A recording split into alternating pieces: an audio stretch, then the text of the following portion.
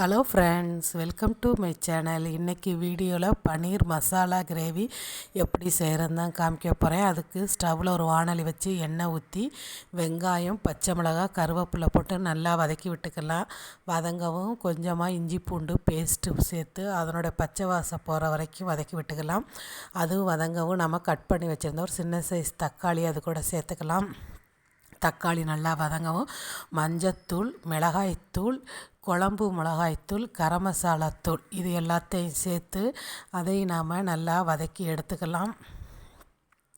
ஓரளவுக்கு இது வதங்கட்டும். இது வதங்கினதுக்கப்புறம் நாம் 2 ட்ராப் சோயா சாஸ் சேர்த்துக்கலாம்.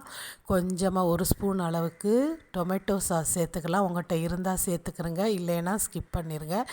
இதையும் நல்லா கலந்து விட்டுக்கிட்டு தேவையான அளவு 1 டம்ளர் தண்ணி ஊற்றி எல்லாத்தையும் நல்லா கலந்து எடுத்துக்கிறேன். இப்போ அதுக்கு தேவையான உப்பு சேர்த்துக்கலாம். அதையும் நல்லா கலந்து விட்டுட்டு நாம் இந்த மசாலா கிரேவி ஒரு கொதி வர வரைக்கும் வெயிட் பண்ணலாம். இது பாருங்கள், ஒரு கொதி வந்துருச்சு. இப்போ நாம் பொடிசாக கட் பண்ணி வச்சுருந்த பன்னீரை இது கூட சேர்த்துக்கிட்டு கலந்து விட்டுக்கலாம். கரண்டியை போட்டு ரொம்ப கிண்டக்கூடாது, பன்னீர் உடஞ்சிரும். நல்லா லேசாக பக்குவமாக பிரட்டி விட்டு இதை மூடி போட்டு ஒரு 5 நிமிஷம் மூடி வச்சிடலாம். எல்லாம் சேர்ந்து நல்லா வெந்து வரட்டும். இது நல்லா வெந்து வந்துருச்சு பாருங்கள். இப்போ நான் கார்ன்ஃப்ளவர் மாவு 1 ஸ்பூனை தண்ணி ஊற்றி இந்த மாதிரி கரைச்சி வச்சுருக்கேன். இந்த கார்ன்ஃப்ளவர் மாவு கரைசலையும் இது கூட சேர்த்துக்கலாம். இதை ஊற்றுனதுக்கப்புறம் நாம் உடனே கிண்டி விட்டுறணும், இல்லைன்னா அது கீழே அடிப்பிடிச்சு கட்டியாயிரும். கார்ன்ஃப்ளவர் ஊற்றுனதுக்கப்புறம் பாருங்கள் கிரேவி எந்த அளவுக்கு திக்காக இருக்குதுன்னு பாருங்கள். நல்லா கிண்டி விட்டுருங்க. கிண்டி விட்டு நல்லா எண்ணெய் பிரிஞ்சு வெந்து வரட்டும்.